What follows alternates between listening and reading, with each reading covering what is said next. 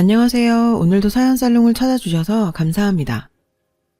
저는 아이 둘을 키우는 평범한 워킹맘입니다. 그간의 복잡한 감정이 떠오르네요. 혼자서 소갈이 해왔던 저의 사정에 대해서 이제부터 이야기해 보려고 합니다. 저는 남편과 대학 동아리에서 선후배로 만났어요. 대학 시절부터 남편과의 사랑을 싹틔워서 결혼을 했죠. 무뚝뚝한 남자였지만 속정 깊고 따뜻한 사람이었어요. 저는 결혼 후에 신혼생활을 알콩달콩하게 보낼 줄로만 기대했는데 그건 딱 아이 낳기 전까지만이었습니다. 그래도 아이가 생기기 전까지는 신혼생활이 그럭저럭 깨도 좀 볶으면서 보냈었어요. 하지만 아이를 낳은 후부터는 남편은 회사가 바쁘다고 하면서 가정에 대해 무심해지더라고요. 남편이 왜 갑자기 아이를 낳고 난 뒤에 더 바빠졌는지, 그리고 남편의 바쁘다는 말이 진짜인 건지는 잘 모르겠지만 그때부터 육아와 집안일은 모두 제게 떠넘겨졌어요. 남편이 바빠짐에 따라 제 라이프도 더욱 빡세졌죠. 왜냐하면 저도 일을 하는 워킹맘이기 때문이었어요. 회사에 나간 시간에는 근처에 계신 친정엄마가 와서 대신 애를 돌봐준다지만 퇴근하고 나서는 제가 온전히 아이를 케어했거든요. 아내도 남편도 둘 다 일하는 가정에서 왜 아내만 이렇게 가정에서 바빠야 하는 건지 모르겠더라고요. 남편이 일로 바쁘다지만 저도 일을 하느라 힘든 건 마찬가지인데 말이죠. 아이를 키워본 부모들이라면 잘 알겠지만 일을 하면서도 육아를 한다는 건 정말 힘든 일이잖아요. 하루 종일 일하고 나서도 아이와 저녁 내내 씨름하며 집안일을 하다 보면 녹초가 된 몸으로 쓰러진 채 잠이 들곤 합니다. 저는 회사 일하고 나서 퇴근하고 집에 오자마자 바로 아이를 돌보면서 집안일을 해야 해요. 아침부터 저녁까지 손주를 돌보느라 지친 친정엄마가 가고 나면 저는 어지럽혀진 집안을 정리하고 아이가 먹을 저녁 이유식거리를 챙겨주랴 바쁘게 움직여야만 했죠. 제 저녁 식사는 대충 허겁지겁 때운 채로 씻기고 먹이고 아이 기저귀 갈고 하다 보면 저녁 시간이 후딱 지나갔어요. 아이에게 자장가를 불러주면서 어렵게 잠들고 나면 저는 설거지도 부랴부랴 하면서 다음날 저희 부부의 아침거리도 만들랴, 아이 이유식거리도 만들랴 하루가 빠듯할 지경이었습니다. 그런데도 남편은 회사 일이 늦어진다면서 늘상 밤이 되어서 퇴근하기 일쑤였죠. 아무리 남편 회사가 바쁘다고 해도 가정을 꾸렸으면 아내와 공평하게까지는 바라지도 않고 최소한의 집안일을 좀 거들어야 한다고 저는 생각했었거든요. 하지만 남편은 집안일에 대해서 완전히 노터치였죠. 마치 회사에 모든 걸 걸고 충성하는 사람처럼 회사 일밖에 모르는 듯 해보였어요.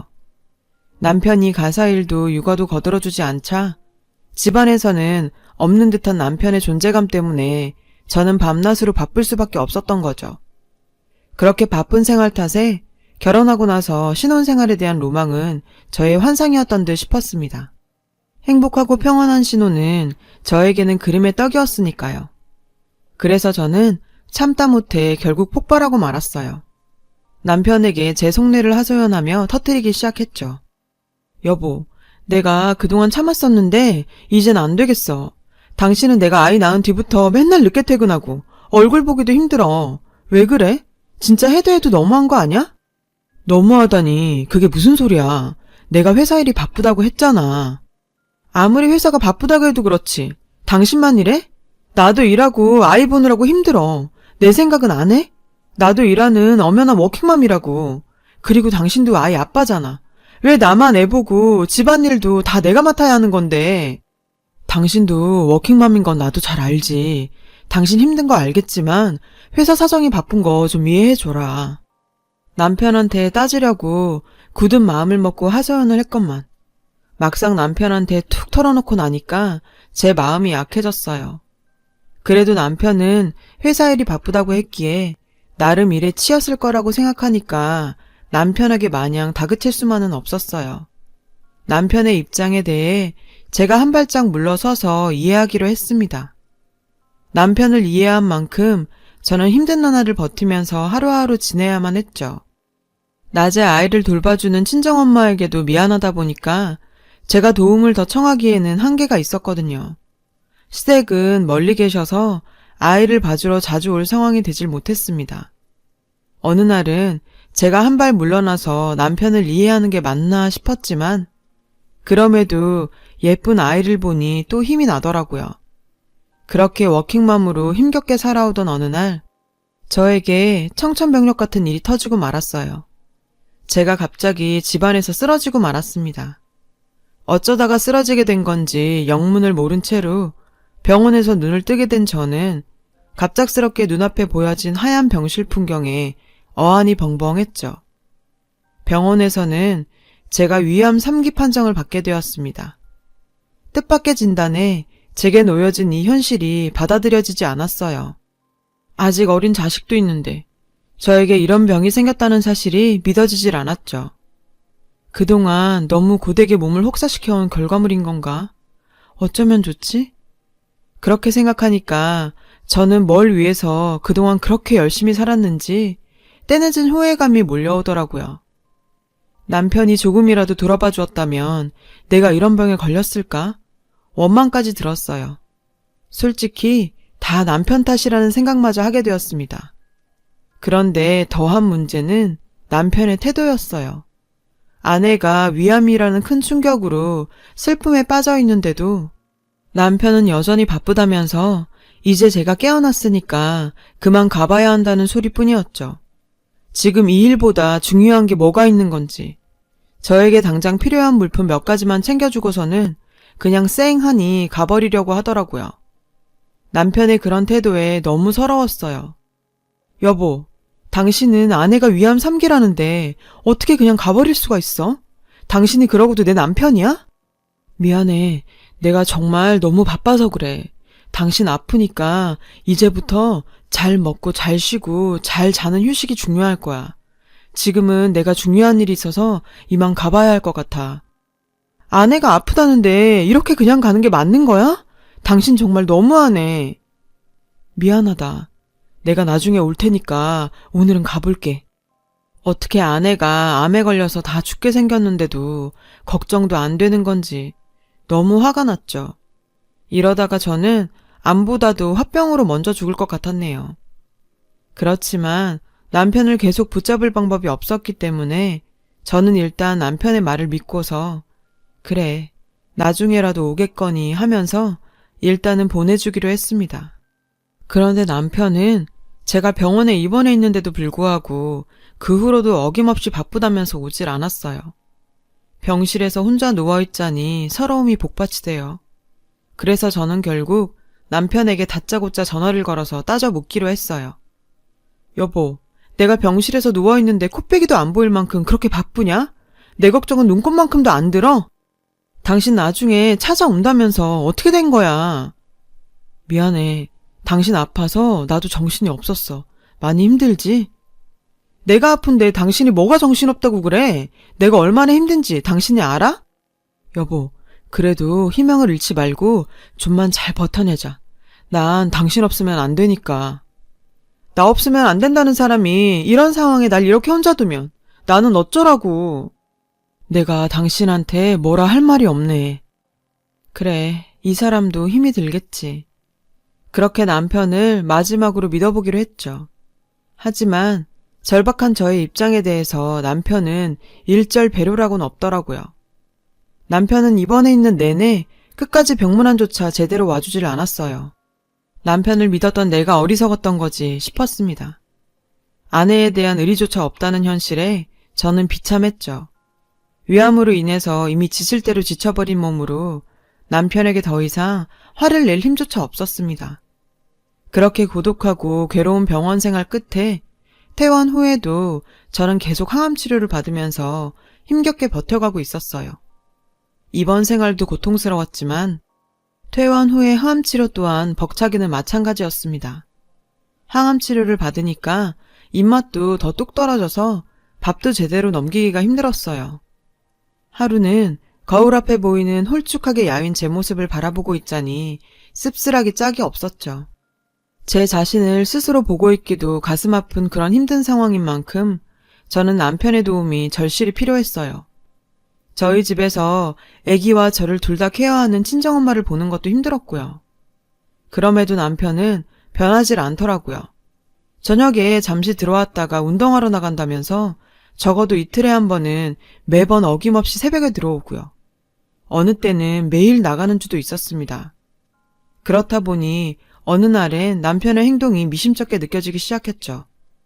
남편의 회사가 바쁜 건 이해한다고 쳐도 그 지친 몸을 이끌고 저녁에 나가서 운동하느라고 새벽이나 돼서 돌아온다는 건 도무지 납득할 수가 없는 일 아닌가요? 그래서 수상한 남편의 발자취를 밝혀내고자 저는 남편 운동 가방에 몰래 녹음기를 넣어두기로 결심을 했죠. 녹음기를 몰래 넣어둔 그날도 남편은 여전히 새벽에 들어오고 아침에 출근을 하더라고요. 그렇게 그날 밤이 지나가고 드디어 남편의 가방에서 녹음기를 꺼내서 틀어보았습니다. 저는 이제야 판도라의 상자가 열리는구나 싶었죠. 녹음기에서는 정말 남편의 거친 숨소리가 들려왔습니다. 저는 순간 불길한 직감으로 빠져들었죠.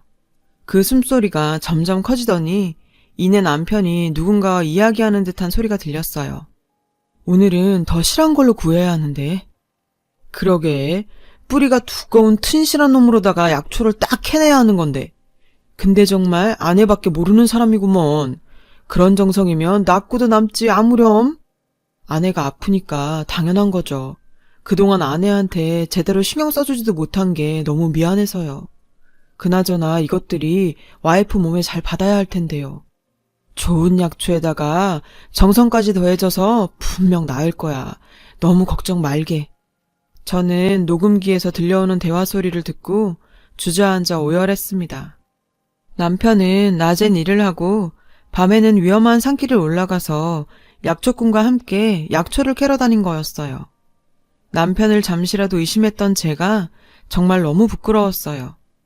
남편이 왜 약초를 캔다는 걸 저한테 미리 얘기하지 않고서 비밀스럽게 숨겼는지에 대해서 궁금하더라고요. 그래서 남편에게 제가 녹음한 사실을 그대로 다 털어놓기로 마음먹었습니다. 남편에게 먼저 사과를 했죠. 의심한 부분은 미안하지만 정황상 그럴 수밖에 없었던 점에 대해서 설명하면서요. 난 당신이 내 생각해서 약초 캐고 다닌 줄은 정말이지 꿈에도 몰랐어. 근데 왜 나 모르게 다녔어? 나 정말 당신 원망도 많이 했어.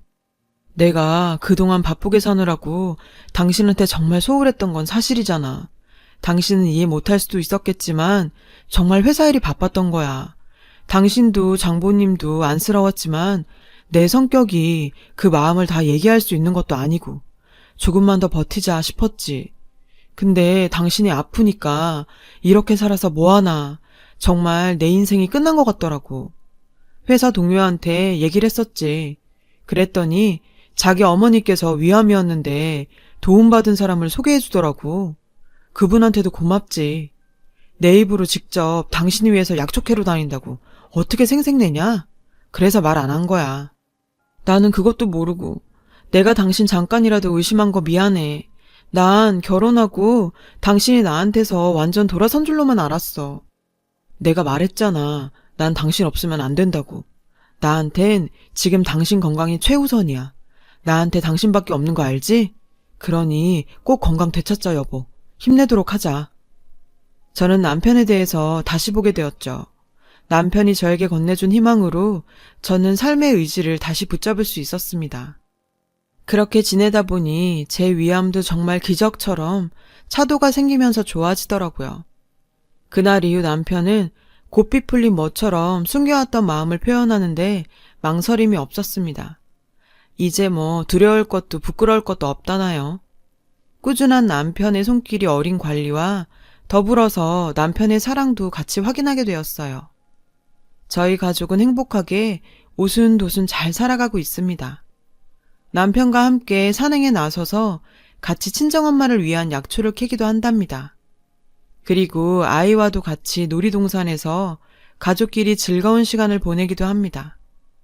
지금 생각해보면 만약 그때 남편이 노력이 없었다면 지금의 제가 있을 수가 있었을까 싶기도 하더라고요.